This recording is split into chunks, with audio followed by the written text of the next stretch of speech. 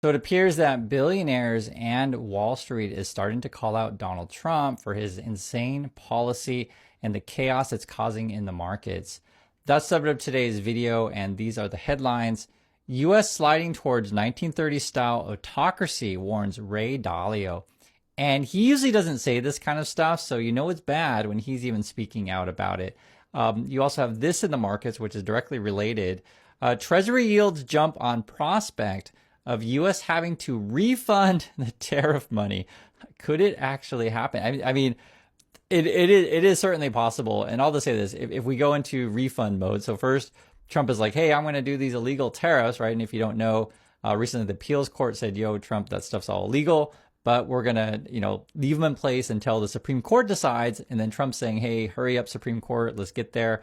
I mean, we'll see what the Supreme Court, this is going to be a landmark decision. But if it ends up being all legal, which in my opinion it is, and the Supreme Court agrees, right, it's all legal, then there's going to be a fight to get the money back. And you know how Trump's going to be like, money? I never took any money. What money are you talking about, right? You guys know how it's going to play out. And then we're going to discover, okay, how much money is in the sovereign wealth fund? How much money went to your stupid crypto? How much money went to your stupid, projects and dark money wherever, right? I mean, it's going to be a real fight. I'm telling you. And so then what's going to happen, and let me read this. This is from Raymond James. It says, if the ruling is upheld, meaning that Trump's tariffs are illegal and the Supreme Court affirms that, refunds of existing tariffs are on the table, which could cause a surge in Treasury issuance and yields. So basically, Trump would then, supposed to, because you never know what Trump's going to do when it comes to court decisions, but Supreme Court rules against the tariffs. Trump's supposed to give you all your money back. Then the government short even more money, and they're going to have to issue a bunch of bonds and basically try to sell U.S. debt to keep everything going. And then I'm sure Trump will cause some sort of war or whatever. Like right now, if you guys follow my last video, we're attacking a ship in Venezuela. We moved a bunch of Navy ships down there, and then saw the video before that. He wants to build, this is Trump, wants to build a bunch of hotels and such in Gaza.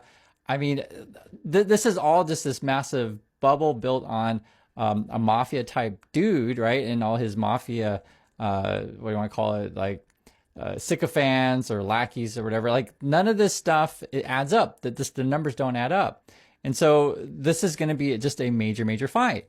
And then when you look at the markets, like, everything appears to be crazily overvalued.